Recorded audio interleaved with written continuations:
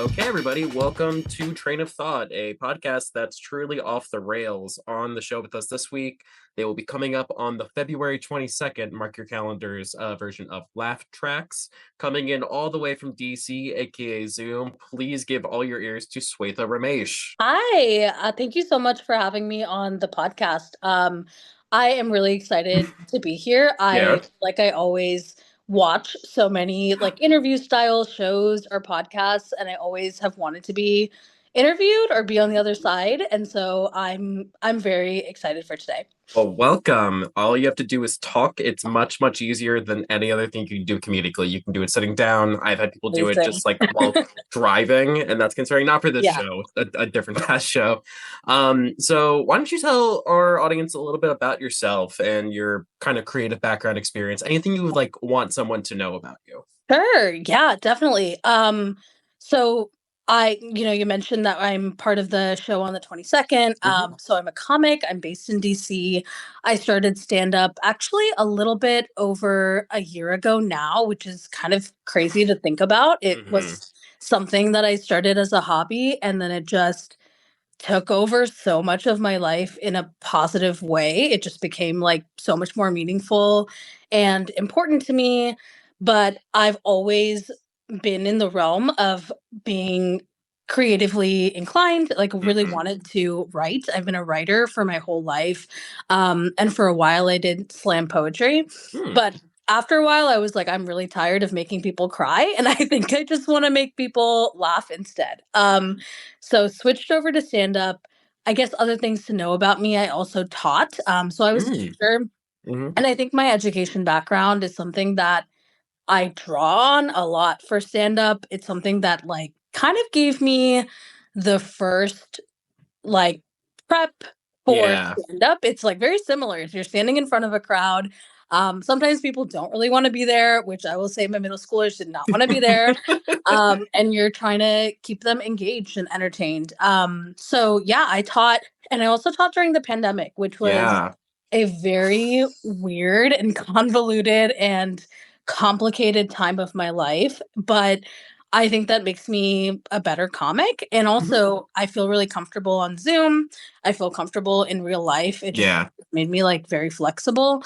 Um, and yeah, so I feel like those are important things to know about me to start. Yeah, totally. I feel like people who started doing any sort of talkative, performative stuff, whether it's educating, comedy, etc., during the pandemic, like did it on hard mode. Oh yeah.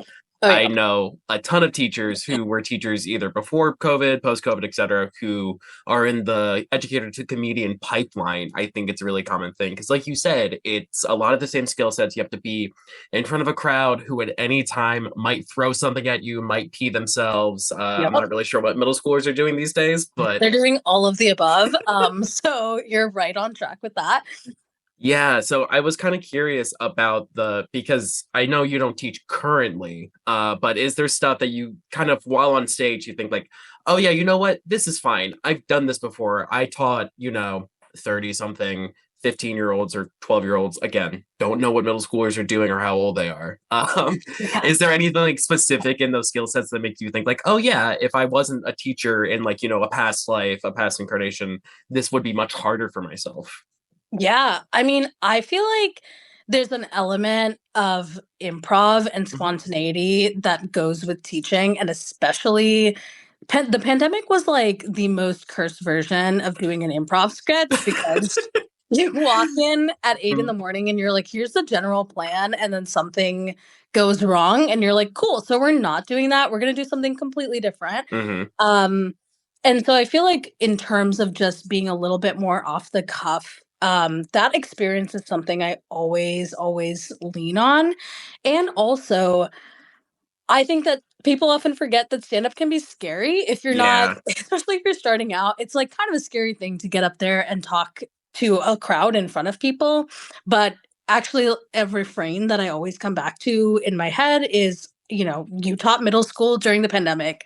Chill, relax. This is like the least hard thing that you're doing today. If it's a Yeah. mic or if it's a show, I'm like, we have done the Titanic version of this, and so this is gonna be totally fine, and that is always something to kinda help me keep things in perspective. Um, so yeah, I think that that is something that I always lean on, is just Hmm. in general, the level of off the cuff spontaneity that teaching involves is really similar to stand up and especially hosting, I would say. Yeah, yeah, totally. Yeah, if you're a host, I always like to riff on what folks have been including Talking in their about, set. yep. And that's, I think, a little bit of a skill too, to be able to do that and to be able to just like real quick, add in a little quip.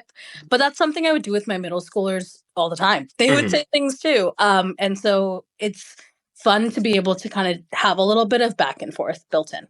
Right, for sure. I think because I started doing stand up after too long a time in the improv trenches, and part of it was that context of seeing so many comedians and just like, okay, if they can do this, I can do this. How hard can this be? That guy can barely tie his shoes. Like, Yeah.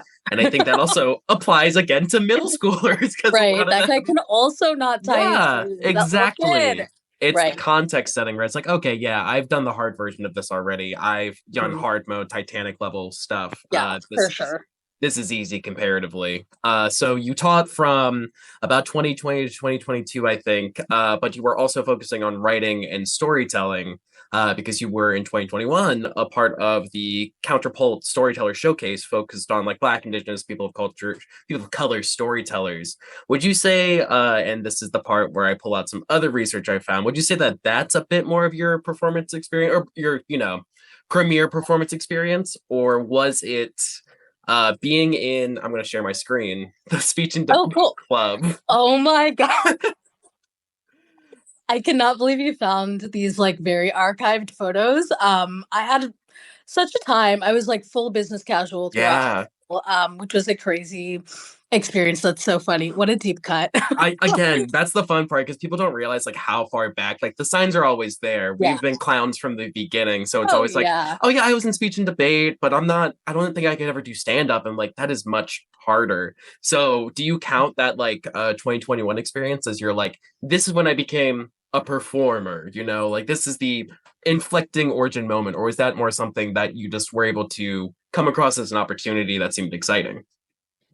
That is so funny. I'm just like, that picture is hilarious as well. I'm like, oh my god. I feel like there are two pathways for like former speech and debate kids. You Yeah. either, become a successful functioning politician slash like government person, Hmm. or you become a stand-up comic. And I feel like I definitely took the latter route. um, it's the gifted kid burnout pipeline, but much funnier oh and yeah. goofier. Oh yeah, definitely. I feel like I hit a point where I truly was like, it's not that serious. Like I Hmm. want to just add extra joy and fun into everyone's lives. Yeah. But I can talk about that performance showcase that I Yeah, did. totally. Yeah, so it was a program called Roots Wounds Words, and they host this counterpult showcase. And it was actually part of like I believe it was 6 to 9 weeks of just intensive writing. So you would Oh meet wow. Zoom during the pandemic, get feedback, write on your own, and then meet again. Hmm. And it was something where I really wanted to feel connected during the pandemic. Like, it was a rough time, but I had also just moved to a new city. I did Okay. not have family in the area. I didn't have friends. And I was like, online is where I can kind of get that sense of community because I can't leave the house I and be can't safe. go anywhere. I Yeah, this can't is go not. anywhere. I I know. can't go to the bar. I can't meet new people. Yeah, I like know. I was like brewing kombucha and then like hopping onto this penning my pieces, Roots Wounds Words workshop. And that was my life in the middle of teaching and in the yeah. middle of the pandemic.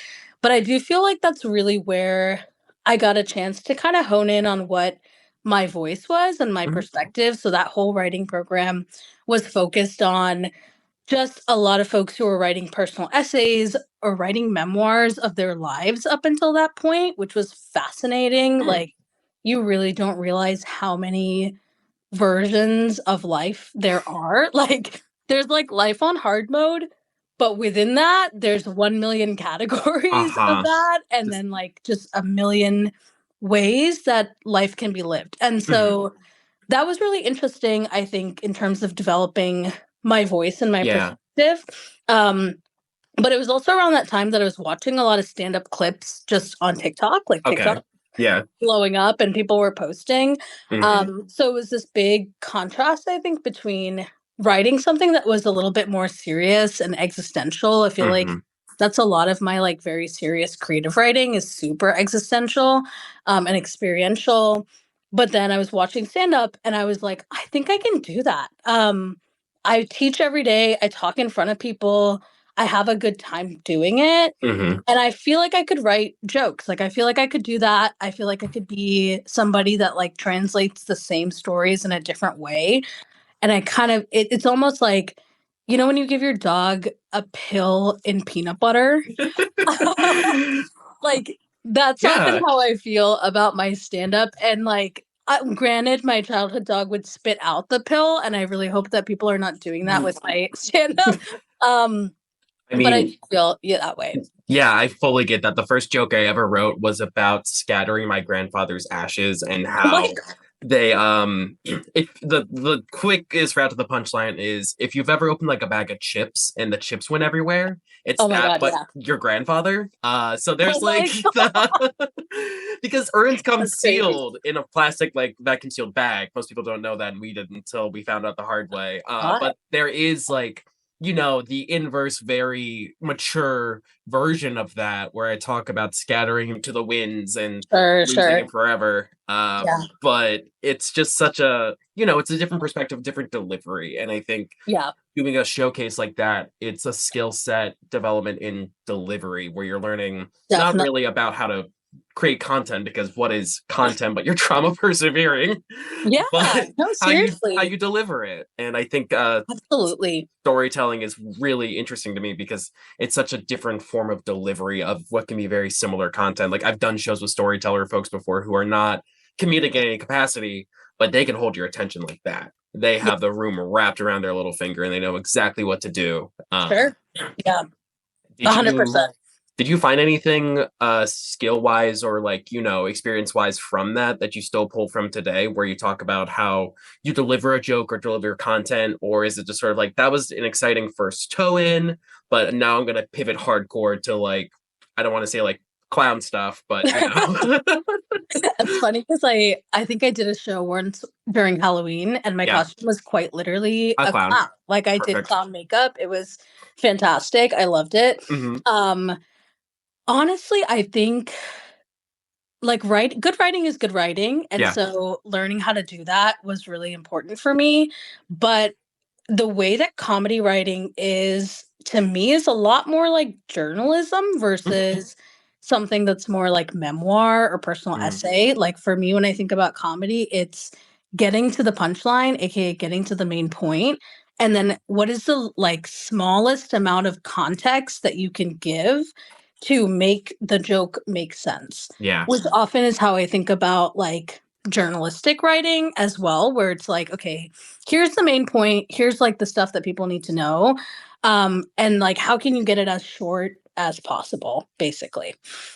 Yeah, it's an effort in editing and triage because again, you could Definitely. spend forever around the same concept, but if you don't get to your punchline, you're going to lose everyone along the way. And Yeah. we can transition a little bit to the sort of origin of stand specifically, but before we leave the writing world, I wanted to touch on some of the stuff you wrote for Medium in the climbing out of the crab pot piece you wrote. Something that really stood out was the line, the real truth is that as much as survival requires competition, it also requires kindness. And I think stand up can be such a competitive field, especially in a relatively smaller city like DC or Mm. Baltimore compared to like, New York, LA, Chicago, etc. That sort of stood out to me as like it's a competitive scene, but the people I've seen get the most out of doing this also come from it from a place of kindness. So do you feel any relationship now between like that line was written 3 or 4 years ago at this point, do you feel any sort of kinship between that quote and sort of how you see yourself now as a performer? Yeah, first of all, that is awesome. I love the amount of research that has like gone into this podcast. That's great. I was also doing a lot of writing and like Mhm. putting stuff out on the medium just like post pandemic as Yeah. well, just processing. Um And I wrote that article about just the need to be able to work together with folks to get Mm, things done, and it's something that I frankly have been thinking about this week. yeah. Life is very uncertain, and there's a lot happening politically, and I'm super jealous of folks that live in other cities because being in DC is like there's no escaping the It's larger.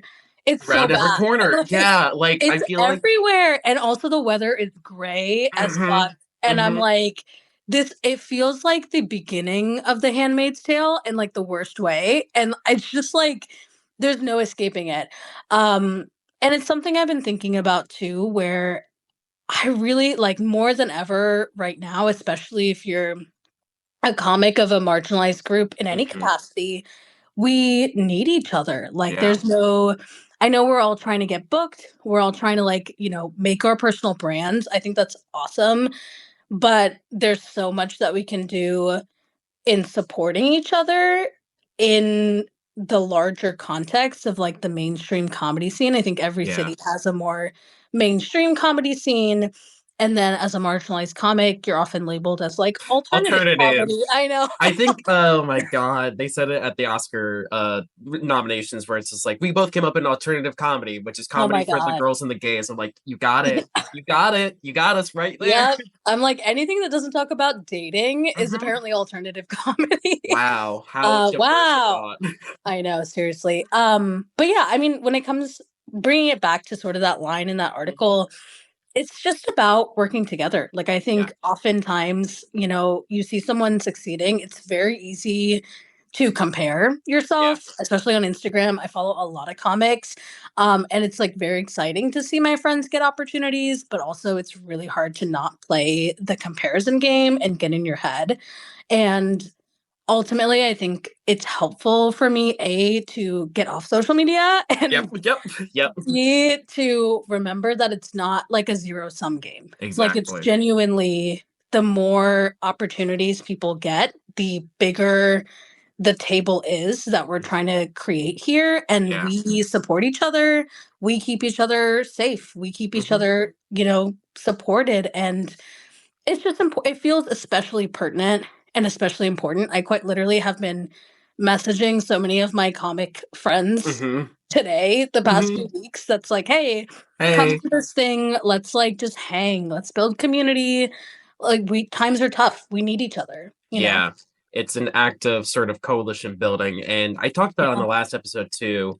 I read something about how this idea that a lot of comedy can be destructive, tearing down, punching down, Yeah. and it doesn't have to be. It can be creation. It's a literal creative art form. So therefore, Yeah. how do we build things? How do we create opportunities for each other, create spaces, etc., instead of, using the very easy route, like the idea of call out, punch down, etc., is kind of not even encompassing as much as it's destructive versus constructive and creative and constructional. So it's been really Sure. exciting to think about, like, okay, if the world around us is literally burning down and trying to destroy, what Yeah. is our opportunities as people who create and build and, grow things? And this Yeah, is a seriously. segue because speaking of growing, you were in the grassroots. Yeah. Yeah, like that was a struggle. The Grassroots Comedy DC Incubator for Women and Non-Binary People, back in 2023. So Mhm. talk to me a little bit because I've never personally done like an incubator like that. I came up a little bit differently.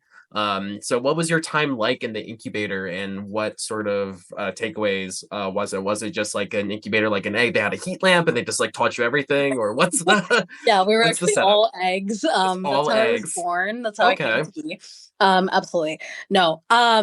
So I got my start with comedy in Grassroots Comedy Incubator, which was awesome. It was a Hmm. program that's in DC. And quick plug, we are actually taking applications now. So the application is Oh, open. And it's truly, we've done a little bit of rebranding. So it's anybody who is from an underrepresented gender. yeah, So anyone who's essentially not like a cis man in comedy, yeah. that's the space for y'all. And so it was really cool. I saw Grassroots through a friend of mine who I had gone to college with. Oh, okay. And we're super close now. She's one of my best friends. I'm very happy about that. Um, And she had posted a clip from her showcase. So Okay. it was like the final incubator showcase. It was like a big show. And you finally present your 5 minutes of material. And she had posted a clip. And I was like, this is so cool. And Yeah. also, I've been watching stand up clips for the entirety of the pandemic. And Um, now people I and know are doing now, it. right, I was like, oh my gosh, now I see my friends doing it. And this feels like the perfect opportunity to kind of learn what I need to know to get started. Like Yeah. I knew a little bit that I could go to open mics and learn things as I went along, but I was like, it feels really cool to see a place where A, it's a bunch of people who already want to support me and people who look like me, and B, it's a place where I can kind of learn everything all at once. Yeah. So I applied, got in, and then honestly, it was a great experience because we had a bunch of um, coaches as well. We had a Okay. bunch of people who were comics in the area who are now my friends, which is like Yeah. great and Isn't exciting. that the cool part where it's like I I've know. seen these people forever and now it's like, oh wait, we're friends. I've been like Yeah. watching your stuff for a while and looking up to you, Yeah. and now we're like besties. That's I so know. it's the funnest thing. It is so fun. I remember being so nervous to like get feedback and Hmm. like present my set and like just tell jokes.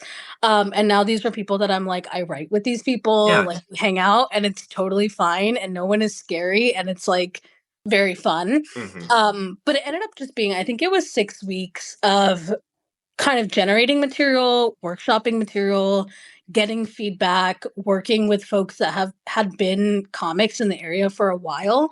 And then we had a final incubator showcase.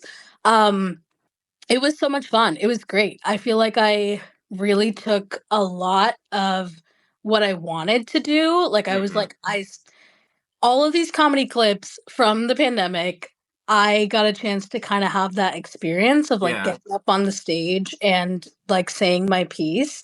And that felt very fun and cool. And like over time, I just got really hooked on the feeling of doing it, where I It's was like, this is addictive. like really fun. Yeah. And like, I also find it really regulating for my ADHD. Yeah. Yeah. Yep. And it's something that I really knew I needed to build my rejection sensitivity and Hmm. resilience and my tolerance to rejection. And comedy is like the best way to It, fast track that. Like it it's you is. learn it Yeah. quickly. You have Um, to. yeah, for sure. And I also feel like so many comics I know have ADHD. So many Hmm. comics are have a lot of shared identities that I have. Yeah. And so it feels really fun to have people that can kind of match that energy. And it's like all of our brains are going a mile a minute and we're Hmm. making associations and we're like, phrasing things in a certain way that's really funny. And I think it really kind of flipped my view of ADHD for me as Yeah. well, because I was like, this is actually why I'm funny. Like, this is why Yeah. I'm doing This is where it comes from. like, This is the reason why I'm right. like this. This Yeah. is the reason why I'm like this. Also trauma. Yeah, again, what That is too. content but trauma persevering? Right. I saw this thing once that was like comedy is just tragedy plus time. Mhm, And I was like, that is so true. It's just like sitting with things long mhm. enough until you're like, that's actually kind of funny, you know? Yeah, and it's a Yeah. chance to sit with it and get familiar with it and actually rebrand it and repackage it because you have to evaluate it so heavily. Yeah. And I think what sounds really exciting about an incubator experience like that. So I came up doing open mics. I was hanging out with all these improv kids and I said, "Oh, I can do stand up. I'll start going to open mics." And instead of learning like what to do, I learned what not to do. I Oh like no. saw all the like Ah, okay, so I'm not gonna sit there and film my set from my phone holding my hand like this while on yep. stage. Yep. I'm not gonna do all these like things that I thought were obvious, but people still fucked up on, and things I would Sure. never know were obvious. And then I Sure. found my community with like the three or four, non straight white men who were there at all the shows, like the Yeah. girls and the gays sitting in the back, just being like, oh Yep. my God, how many times he's going to talk about his girlfriend and how much he hates her. Like, so you like cut straight to the punch and found all those people already. And then you were able Yeah. to creatively build instead of having to be like, okay, well, I'm not going to bring up my notebook on stage and hold it in front of my face. I'm not going to do Yep. that. Yeah. And you kind of Yeah. like jump started all the sort of intro stuff and all like the bumpy things because I do think starting comedy, like in the idea that like, okay, if you get through your first mic, you're pretty much made. But I see so many people that do it for like a month and then just fall off Yeah. because it's just Yeah. not a space for them, or they feel like it's not a space for them, even though it really could be. And it's Mhm. just not really as welcoming or as easy, or just they're doing it hard way. They're doing Sure. it in a way that makes Absolutely. it much more difficult for themselves. Yeah. So as Doing someone comedy on hard mode. So, exactly. yeah. And now that you've been sort of doing this for like a year, how do you feel like looking back on your first year, quote unquote, on stage? Do you feel Oh like, my oh gosh. yeah, I've got this now, or like, oh my God, I don't got this. I have so much to learn or so much to do with this. Because I think the year mark's a fun spot. Like Yeah. 6 months in, you're like, my shit don't stink. A year in, you're like, okay, my shit kind of stink in some places, but Right. it's pretty good in other places.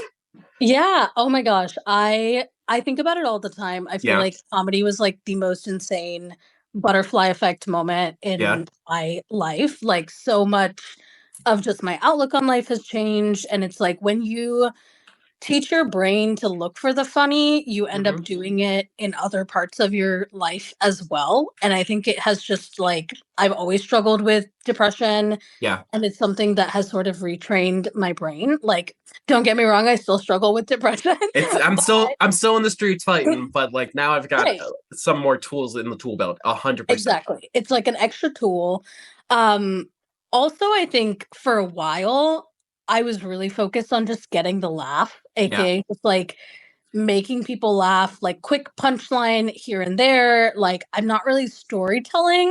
Like, yeah, I'm telling stories about my life, but it's not like bound together in a very specific perspective. And yeah. I think now, like I'm a year out, so much of my life has changed, and like so Hmm. much of who I am, I think has changed as well. That I'm kind of I'm like coming back to myself and kind of like coming back to my set as well and being like, what's the perspective here? Like Yeah.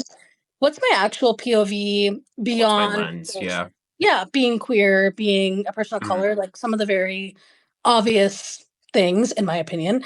Um I want to kind of revisit some pieces of my childhood. I think a lot of my comedy is also super nostalgic and very retrospective. And Yeah. so yeah, I think I'm just like really wanting to write a lot more and like Yeah. write new material and just like churn out new stuff and see what sticks, Hmm. see what doesn't, and just keep doing it over and over and like iterating and iterating and iterating. So, Yeah, yeah. you're kind of landing at that spot where it's like, okay, I've got my solid 10. Like these are Mhm. my best friends.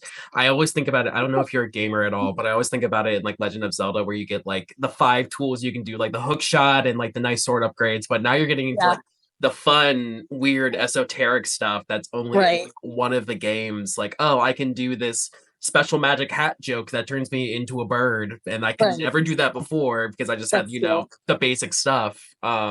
Yeah. That's So super cool. it's a fun time to really be in the growth. So for context, I've been doing comedy now for too long. I started like late 2018, so like I had like a year before COVID and then since then, and just the ebbs and flows of like, okay, I want to write all the time. I've got all this new stuff to like, oh my Yeah. God, I am so tired. If I have to go to a fucking open mic tonight and Yep. sit there all night and get bumped for Yeah.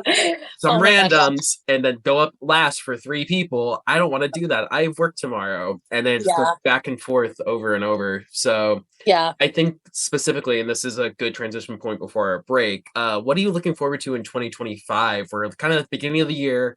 There's not like a ton to look forward to outside of creative stuff. So is there anything like specific or like a bucket list goal for you specifically? Like I've got some festivals that I've got a couple submissions in for. I'm also doing my first movie, more to come about that. It's very, very local, so I don't want to hype it up too much, but that's something like I'm looking forward to later this year. So is there anything coming up outside of the big show we'll talk about after the break that you want to like work towards or is on your bucket list?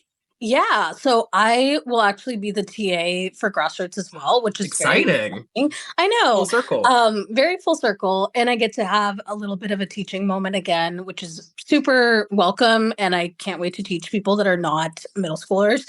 Yeah. Love them, not never, not again. Um, So that's something that's on the horizon, and I'm really excited for that. Also, I think again, just like revisiting my set and like taking stock of the past year and like rewriting things. Yeah. I have a famous opener that I'm the chaotic friend, Hmm. but I kind of feel like that's not true anymore. I feel like Yeah. I have a lot of stories in my back pocket, but life has been a lot better Yeah. More and a lot more stabilizing. fun. Things are stable. We love that for me. Hmm. And it's kind of put me in a position where I'm like, okay, I have a very interesting, convoluted, and often, contradictory past. Like, just a weird, wild, fun fact about me is I grew up on a hobby farm. Like, my parents decided to have horses, Oh and so wow. as a horse girl, which is like, I This know, is the second episode because we talked about horse girls versus dolphin boys because I was a dolphin boy, yes, like growing up near the I saw that. Yeah, beach. Yeah, so yeah. it's super exciting. Like, I'm gonna blame Chapel Roan. She's bringing horse Oh girls my back gosh. into the conversation. Yes. Oh my gosh, yeah. I 100% I'm like, I wanna wear, like, all of my boots again, Yeah, and, like, this is something that is now, like, a part of queer yeah, lexicon. I'm very excited. So there's just a lot of things I think I wanna explore in terms of writing, and then I'm excited to produce more. I think yeah. it feels really important to kind of create spaces.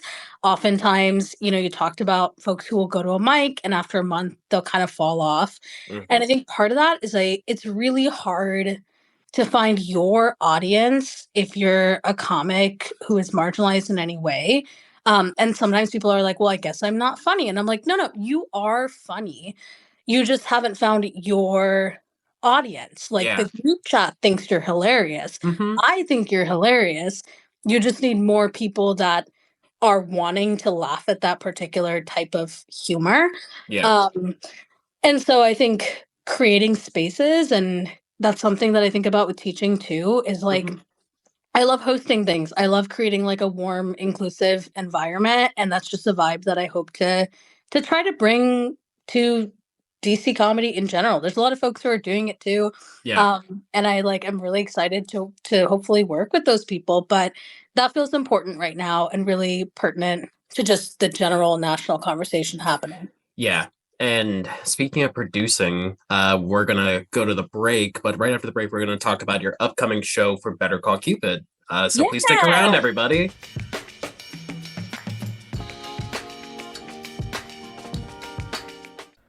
Looking for something to do this weekend? Come see some incredible live drag at our host venue, the Club Car. This Friday, February 14th, come check out Boy Next Door presents The Sweethearts Next Door, produced by Boy Next Door as expected, but also starring Dolly Darlin, Hazel the Brat, and Ryder Ruffley. Incredible drag show, incredible production company. In addition, this Saturday, please check out Celia Man's Blues hosted drag show. She's got Ave, she's got Kendra Lattimore, she's got Irvina Chloe. So please come check them out. And of course, as always, Laugh Tracks, February 22nd. It's Bria Badu, it's Dwayne Duke, it's me, it's Nathaniel Hutman, it's Viv Topping, and it's our current guest here you're listening to right now, Swetha Ramesh. So again, check everything out on the Club Card. That's the Club Card Baltimore on Instagram.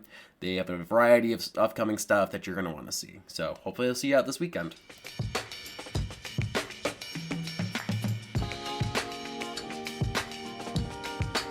And we're back from the break. I'm here with Swetha Ramesh, and we're going to talk about their upcoming show in DC at Metro Bar, Better Call Cupid. So, talk to me a little bit about the show coming up, the genesis. What made you sit down and think, like, you know what? I need to do this for Valentine's Day specifically. This is the time. This is the place. This is the lineup. Like, what was the group chat genesis for this one? Sure. Yeah, I'm super excited. So Better Call Cupid is going to be a show at Metro Bar in Washington, D.C. It will be on February 15th at 8 p.m. There's also ongoing usual DJ programming at Metro Bar afterwards. So that'll be super Okay. fun to keep just the party going. As far as Better Call Cupid, I think I really just wanted to have a lineup and a comedy show that was really for everyone. There's so much Valentine's Day programming Hmm. that is like couple specific, and it's like Yeah. really specific vibe. It's like straight people, couples, you're going to a Date comedy night. club, Haha. date Yeah. night, yeah. And I just wanted to have a space that was like truly for everyone. I'm like, you can bring your partner, bring your whole group chat, bring anyone.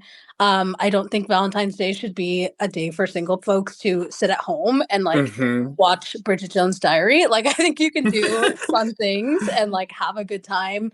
So that was really my goal, is just to get everyone out and also add a little bit of fun. I know January has been just a tough month for so many people, so many communities. And I think we could all just use a laugh. And so my goal was February is hopefully a Hmm. time where things start to turn around. I don't care what that groundhog says. We're getting to We're spring getting soon. That fucker. that Punxsutawney. When I I see was you, it's so on fucking sight. I Listen, was so mad. He said 6 weeks, and I was like, "It's been 6 weeks for the past 3 years." So I feel like there's a flaw in the system, his and I'm methodology is biased.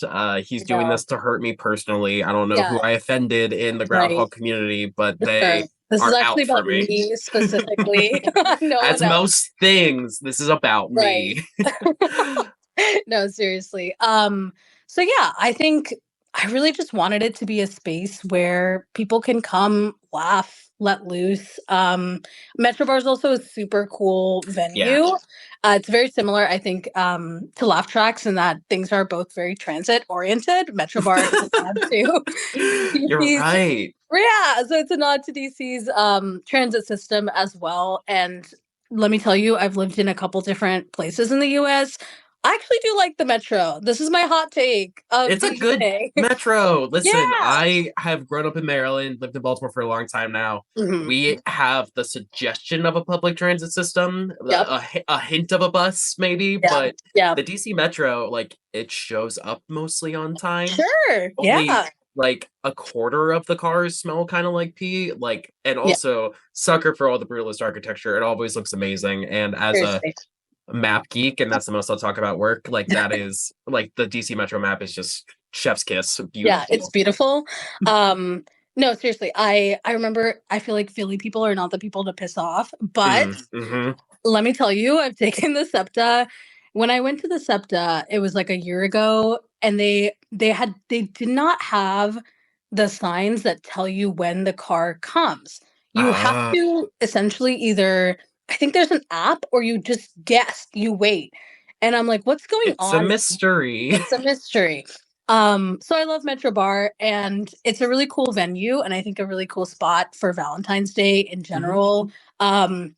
And I guess my main message is I don't want it to just be a couples show. I really want it to be a chance for folks to leave the house and be in community and just have a good laugh and have a good time. And have fun. Yeah. And so I know who's on the lineup, but can you remind maybe our listeners who they can expect to see if they come to Better Call Cupid? Sure. Yeah. Oh my gosh. So we'll have Rosalie Rubio as the Mhm. host. Stacey Axler is headlining. We're also going to have Daphne London, who does really something really unique, which is like singing style Mhm. comedy. So there's a musical component. Dee Ahmed's on the lineup. Joe Uke is also on the lineup. And just my thought process in putting together a lineup as well is, Yeah. again, just wanting something for everyone, so that no matter who you are, if you're walking into a show, you know that you'll have a comic that kind of speaks to something that could be funny for you. Yeah, that you Um, like. yeah. So I'm really happy with the lineup, and I'm really excited for the show. Yeah, I think something exciting, like when I sit down and make a lineup, is my biggest pet peeve. I see so many lineups that are the same five people that are at Yeah. every show in every city. It's like, okay, it's the same five guys because it's always five guys. It's never Right. five women that are all at the I same know. shows. It's always five guys. So that's something I think Seriously. about a lot when I'm building these shows. And that's sort of reflecting too, because a lot of the folks you just named have been on previous laugh track shows as a Yeah. call out. So I That's guess awesome. the only other question is thinking about like hosting versus putting someone just on the lineup as a standard. And you've hosted before, so what do you think is like the key host skill that people need to take away versus like, oh yeah, you're great for this spot in the show versus like, Yeah. oh, you're the person who should host this. You need to be on the mic and transitioning people along between their sets. Yeah. I feel like I always look for folks who just have good energy, Mhm. especially if there's like everyone has a different comedy style. And so occasionally, sometimes you might have somebody who, maybe their stuff is just not resonating with that particular audience that Yeah. particular night. And so as a host, I feel like it's always your responsibility to bring the energy back up, Mm. which is a little bit of a tall order. Yeah. I think it requires a lot of emotional intelligence to kind of read the room and then know how to pick it back up or how to Hmm. take a little thing from someone's set and riff on it or spin it in a particular way that like lightens the room or just generally lifts the vibes. Hmm. So I think that's what I look for when I'm looking for a host. I'm not, concerned with any particular style, Yeah. just someone who knows how to bring the room back up. Yeah, I've always thought about them sort of as the adult in the room or the Yeah, shepherd of the show itself, where they're sure. responsible for maintaining the vibes. They have to curate, Yeah. they have to bring it back if someone just went up there and ate complete shit or like got really angry with the audience, or Yeah. Oh my gosh. conversely, Like my oh, if we're talking host like pet peeves is when yeah, folks will get mad at the the audience. audience, and they fight them and like, you're here for the audience. Do not pick a I fight know. with your Which is like uh wild to me. I also think a particular like hosting pet peeve is when there's like an inside joke that a host will do with a comic and the host. Like we're all friends, of course, in terms of the comedy world. Like there's a lot of overlap in terms of yeah. when you see people and it's like fun to be friendly. But the inside joke is always something that I'm like, what's going on right now? Who is Like this what for? who is Like, yeah, who is it for? Like what's happening? Like what am I listening to? So this is like my inner Capricorn coming out. I mm, think I can be very exacting with certain things. But I think that's like my particular little thing is the mhm. inside jokes. I'm like, no, this is for the show. Yeah, I Yeah. think the host's most important job is like for the show, by the show. Like this has to be in service of what we're doing here. You don't have to be the funniest person in the room. You're Yeah, not even expected to be the funniest person in the room, sure. but you're expected to keep things going as they are. And I've seen Yeah. a lot of shows where it's like, oh yeah, I'm really funny. I'm the funniest, so therefore I should be hosting this. And like, Mm, no, no. It's actually a slightly different skill set. You have to curate vibes. You have to make sure it's accessible, understandable, and also on time and yeah. pronouncing everyone's names right. Yeah. Seriously. It's it's a lot of things. Yeah. So that's coming up February 15th, but we'll Yes. also be able to find you at Laugh Tracks February 22nd. This is the end of the Yeah. part of the show where we plug. So between those two things, do you have any other things coming up you want to promote? Any other things you want to plug as we're sort of getting to the end here? Sure. I definitely want to plug the Grassroots Incubator application. If Mhm. you're anybody who is not a cis man, you're welcome to apply. It is a great program. If you've ever thought about comedy or your friends were like, you're really funny, you should definitely do it. I believe the application closes February 6th. So we are super close to. This will be out probably Okay. after it closes. So if you have the Got time it. Okay. machine, but if If you have a not, time there's machine, got it. all kinds of other incubators and comedy groups and workshops. I know Charlie Sure. Gerard works on a great comedy incubator for queer people specifically, so please look him Yeah, up. And also, maybe this is the time now to follow Grassroots on Instagram for when they open up again, so you're ready to definitely. go, so you don't Yeah. forget this time next year. Absolutely. I think that's a really great plug. The show, of course, at Metro Bar, Better Call Cupid. The ticket link is in my Instagram bio. And so if you're looking to buy a ticket, that'll be coming up February 15th at 8 p.m. at Metro Bar. Other things to plug. Um, Trying to think if things cross my mind in Yeah. general. I think the DC comedy scene is awesome. There are so many amazing people doing incredible work across a variety of venues.